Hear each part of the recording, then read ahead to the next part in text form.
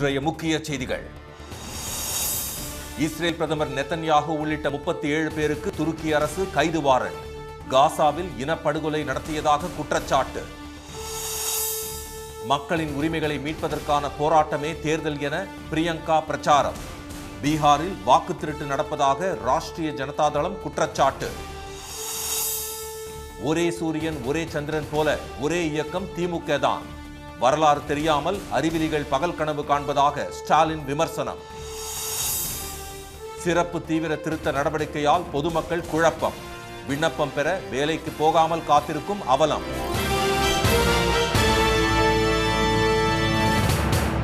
வணக்கம். வணக்கம். பீகார் தேர்தல் வெறும் அரசியல் யுத்தம் அல்ல, மக்களின் அடிப்படை உரிமைகளை மீட்பதற்கான போராட்டம் என்று காங்கிரஸ் பொதுச் செயலாளர் திருமதி பிரியங்கா வதேரா கூறியுள்ளார். 243 தொகுதிகளை கொண்ட அந்த மாநில சட்டப்பேரவைக்கு 2 கட்டங்களாக தேர்தல் நடைபெறுகிறது. நேற்று முன்தினம் 121 தொகுதிகளுக்கு நடைபெற்ற தேர்தலில் 64.6% வாக்குகள் பதிவாகின. வரும் 11ஆம் தேதி வாக்குப்பதிவு நடைபெறும் 122 தொகுதிகளில் நாளை மாலையுடன் பிரச்சாரம் ஓய்வதால் தலைவர்கள் அனல் பறக்கும் பிரச்சாரத்தில் ஈடுபட்டுள்ளனர்.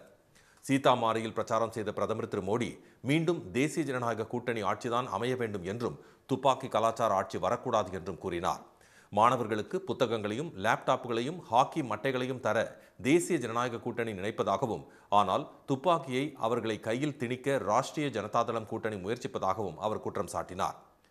பன்மங்கியில் பிரச்சாரம் செய்த உள்துறை அமைச்சர் திரு அமித்ஷா டெல்லியில் பிரதமர் பதவியும் பீகாரில் முதலமைச்சர் பதவியும் காலியாக இல்லை என்றும் அவற்றை மகா கூட்டணியால் பிடிக்க முடியாது என்றும் கூறினார். கத்துவா பகுதியில் பிரச்சாரம் மேற்கொண்ட காங்கிரஸ் பொதுச் செயலாளர் திருமதி பிரியங்கா வதேரா மகா கூட்டணியின் அரசியல் போர் மக்களின் அடிப்படை உரிமைகளுக்காக மகாத்மா காந்தி போராடியதை பிரதிபலிப்பதாக கூறினார். மத்தியில் ஆளும் பாஜக மக்களை அடக்கி ஆள்வதாகவும் வதந்திகளை பரப்புவதாகவும் குற்றம் சாட்டிய அவர் மக்களின் அடிப்படை உரிமையான வாக்குரிமையை அக்கட்சி திருடுவதாகவும் விமர்சித்தார்.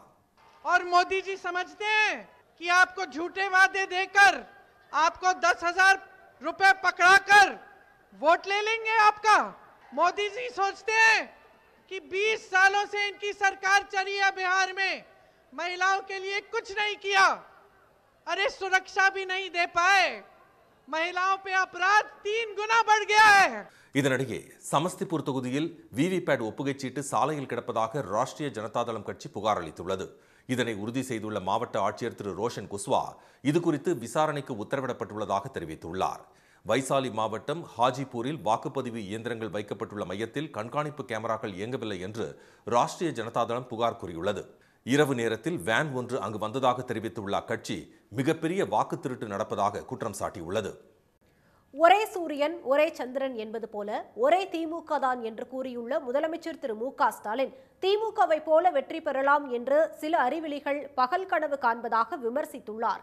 திமுகவின் 75வது ஆண்டு நிறைவை முன்னிட்டு அக்கட்சியின் இளைஞரணி சார்பில் சென்னை வள்ளுவர் கோட்டத்தில் திமுக 75 அறிவு திருவிழா என்ற நிகழ்ச்சி நடைபெறுகிறது. இந்த நிகழ்ச்சியை தொடங்கி வைத்த திரு ஸ்டாலின் முற்போக்கு புத்தக காட்சி என பெயரிடப்பட்ட புத்தக கண்காட்சியையும் திறந்து வைத்தார். இருவண்ண கொடிக்கு வயது 75 என்ற கருத்தரங்கையும் தொடங்கி வைத்த அவர் காலத்தின் நிறம் கருப்பு சிவப்பு என்ற நூலை வெளியிட்டார். தொடர்ந்து பேசிய திரு ஸ்டாலின் முழுக்க முழுக்க சாமானியர்களால் தொடங்கப்பட்டு 1967 முதல் மாநில கட்சியாக ஆட்சியை பிடித்து சாதனை படைத்த திமுகவின் வரலாற்றை இன்று வரை பல்வேறு கோணங்களில் மீண்டும் மீண்டும் பல ஆய்வாளர்கள் ஆர்வத்துடன் ஆராய்ச்சி செய்வதாக கூறினார். ஏதோ கட்சியை தொடங்கி அடுத்த முதலமைச்சர் நான் தான் என்று அறிவித்து ஆட்சிக்கு வரவில்லை என்றும் கட்சியின் தலைவர்களும் தொண்டர்களும் 18 ஆண்டுகள் உயிரை கொடுத்து உழைத்து போராட்டங்கள், சிறைவாசங்கள், தியாகங்களுக்கு பிறகே திமுக ஆட்சியை பிடித்ததாக அவர் கூறினார். உலகிற்கு ஒரே சூரியன் ஒரே சந்திரன் என்பது போல திமுக போன்ற இன்னொரு இயக்கம் தோன்ற முடியாது என்றும் திரு ஸ்டாலின் குறிப்பிட்டார். இந்த வரலாறு பற்றியெல்லாம் தெரியாத சிலர் நம்மை மிரட்டி பார்க்கிறாங்க. இன்னும் சில அறிவியலிகள் திமுக போல வெற்றி பெறுவோம்னு பகல் கனவு காண்றாங்க. திமுக போல் வெற்றி பெற திமுக போல் உழைப்பும் அறிவும் தேவை. ஒரு சூரியன் ஒரு சந்திரன் ஒரு திமுக தான். இப்படி ஒரு இயக்கம் இந்த மண்ணில் தோன்ற முடியாது. ஒரு மாநில கட்சியை அகில இந்திய தலைவர்களும் மற்ற மாநில தலைவர்களும் புகழ்ந்து பேசுவதும் எழுதுவதும் சாதாரணமாக நடந்து விடாது என்ற திரு ஸ்டாலின் திமுகவை திருமதி சோனியா காந்தி உள்ளிட்ட அனைத்து தலைவர்களும் பாராட்டியுள்ளதாக தெரிவித்தார்.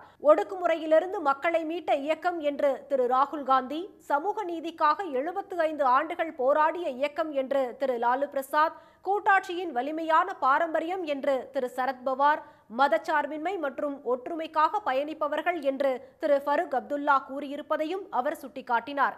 இந்தியாவே போற்றும் இந்த வளர்ச்சி பலரது கண்களை உறுத்துவதாகவும் திரு ஸ்டாலின் தெரிவித்தார். இந்தியாவே போற்றும் இயக்கமாக நம்ம திராவிட முன்னேற்ற கழகம் வளர்ந்திருக்கு. இந்த சாதனைகளும் வளர்ச்சியும் தான் பலருடைய கண்களை உறுத்துது.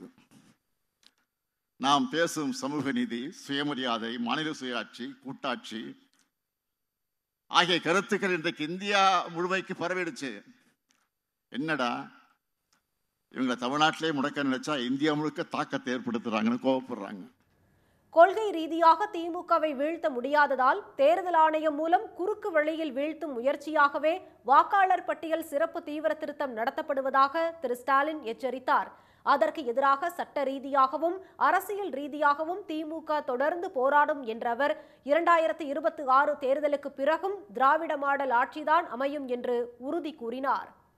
தமிழ்நாட்டில் வாக்காளர் பட்டியல் சிறப்பு தீவிர திருத்தத்திற்கான விண்ணப்ப படிவங்களை பெறுவதற்காக வேலைக்கு செல்லாமல் வீட்டிலேயே காத்து கிடக்கும் நிலைக்கு தள்ளப்பட்டுள்ளதாக கிராம மக்கள் வேதனை தெரிவித்துள்ளனர்.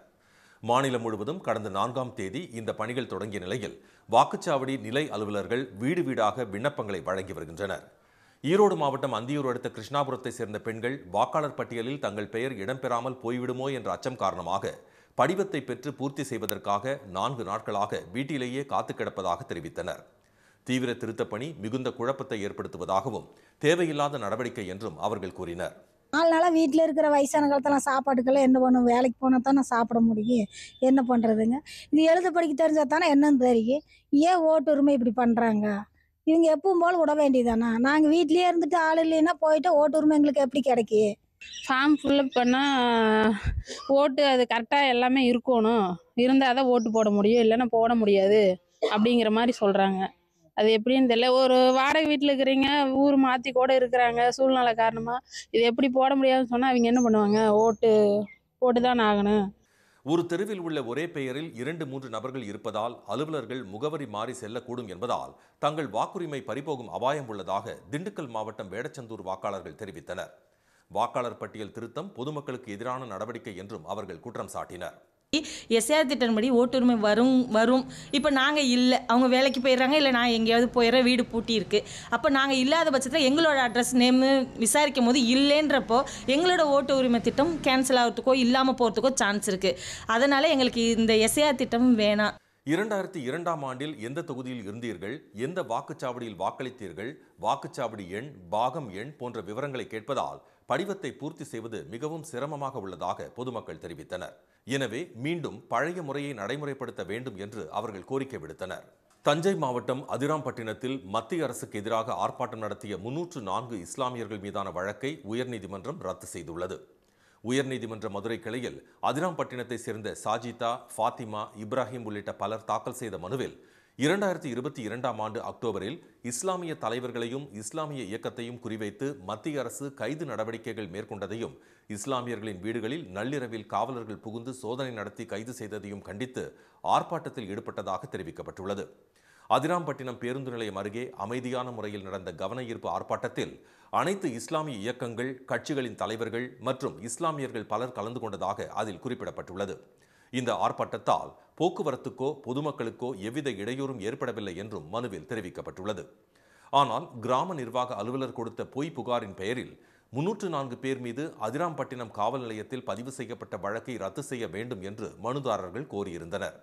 இந்த மனுவை விசாரித்த நீதிபதி திரு சுந்தர் மோகன், ஓர் அரசின் மீது ஏற்படும் அதிருப்தியை வெளிப்படுத்த நாட்டின் குடிமக்கள் ஒன்று கூடுவதற்கான உரிமையை இந்திய அரசியலமைப்பு சட்டம் வழங்கியுள்ளதாக தெரிவித்தார். இவ்வாறு கூடுவதை குற்றமாக கருதி வழக்கு பதிவு செய்து அதற்கான இறுதி அறிக்கையை தாக்கல் செய்வதை அனுமதித்தால் எந்த குடிமகனும் இனி ஜனநாயக முறையில் தங்களது அதிருப்தியை வெளிப்படுத்த முடியாது என்று அவர் குறிப்பிட்டார்.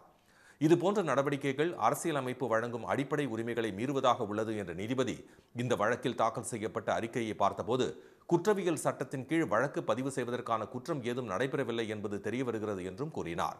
எந்த ஒரு போராட்டமும் போக்குவரத்துக்கு குறைந்தபட்ச அளவிலாவது இடையூறை ஏற்படுத்துவது இயல்பு என்று அவர் குறிப்பிட்டார். ஆனால் அது சட்டவிரோத இடையூறை ஏற்படுத்தியது என குற்றம் சாட்டப்படுவதற்கு ஏற்கத்தக்கது அல்ல என்று ஏற்கனவே உச்சநீதிமன்றம் பல்வேறு உத்தரவுகளில் தெரிவித்துள்ளது என சுட்டிக்காட்டிய நீதிபதி மனுதாரர்கள் அனைவர் மீதும் பதியப்பட்ட வழக்கை ரத்து செய்து உத்தரவு பிறப்பித்தார். இனி வருவது செய்தி துளிகள். நாடாளுமன்ற குளிர்கால கூட்டத்தொடர் டிசம்பர் 1 முதல் 19ஆம் தேதி வரை நடைபெறும் என்று நாடாளுமன்ற விவகாரத்துறை அமைச்சர் திரு கிரண் ரிஜிஜு அறிவித்துள்ளார். பல்வேறு முக்கிய மசோதாக்களை இந்த கூட்டத்தொடரில் நிறைவேற்ற மத்திய அரசு திட்டமிட்டுள்ளது.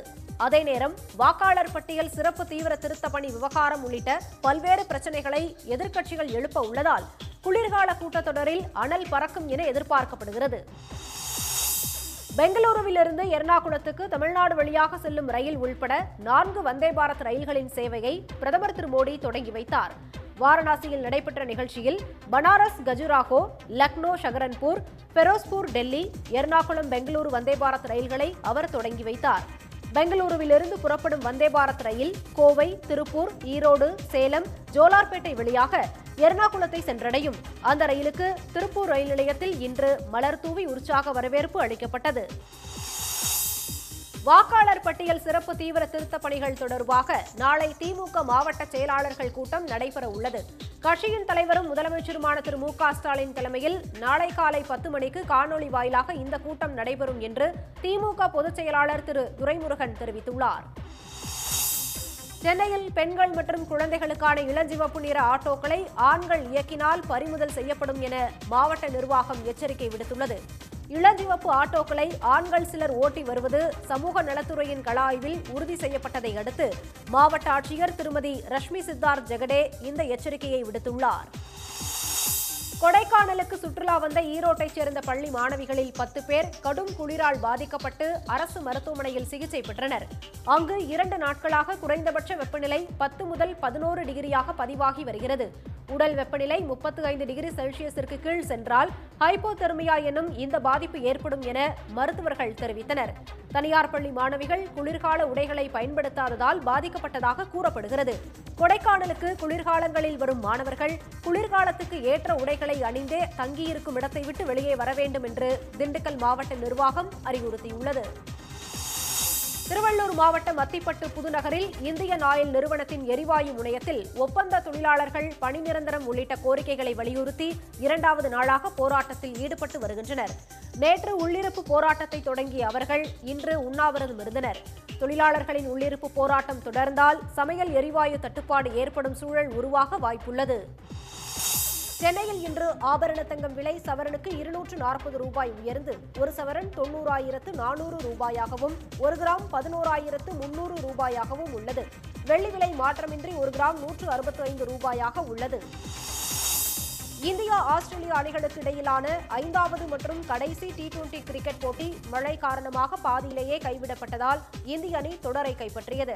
பிரிஸ்பேனில் இன்று நடைபெற்ற போட்டியில் முதலில் பேட் செய்த இந்திய அணி 4.2 ஓவர்களில் விக்கெட் இழப்பின்றி 52 ரன்கள் குவித்திருந்த போது மழை குறுக்கிட்டது. போட்டியை தொடர்ந்து நடத்த முடியாத நிலை ஏற்பட்டதால் ஏற்கனவே தொடரில் முன்னிலை வகித்த இந்திய அணி 5 போட்டிகள் கொண்ட தொடரை 2-1 என கைப்பற்றியது. மீண்டும் இன்றைய முக்கிய செய்திகள். காசாவில் இன அழிப்பு நடவடிக்கைகளில் ஈடுபட்டதாக இஸ்ரேல் பிரதமர் நெத்தன்யாகு உள்ளிட்ட 37 பேருக்கு துருக்கி அரசு கைது வாரண்ட் பிறப்பித்துள்ளது. பீகார் தேர்தல் வெறும் அரசியல் யுத்தம் அல்ல, மக்களின் அடிப்படை உரிமைகளை மீட்பதற்கான போராட்டம் என்று காங்கிரஸ் பொதுச் செயலாளர் பிரியங்கா கூறியுள்ளார். ஒரே சூரியன் ஒரே சந்திரன் என்பது போல ஒரே திமுக தான் என்று கூறியுள்ள முதலமைச்சர் ஸ்டாலின் திமுகவை போல வெற்றி பெறலாம் என்று சில அறிவிலிகள் பகல் கனவு காண்பதாக விமர்சித்துள்ளார். இத்துடன் இந்த செய்திகள் நிறைவடைகின்றன. மீண்டும் சன் டிவியில் செய்திகள் நாளை காலை 7:30 மணிக்கு. செய்திகளை உடனுக்குடன் தெரிந்து கொள்ள QR கோடை ஸ்கேன் செய்து சன் நியூஸ் வாட்ஸ்அப் சேனலுடன் இணைந்திருங்கள். வணக்கம்.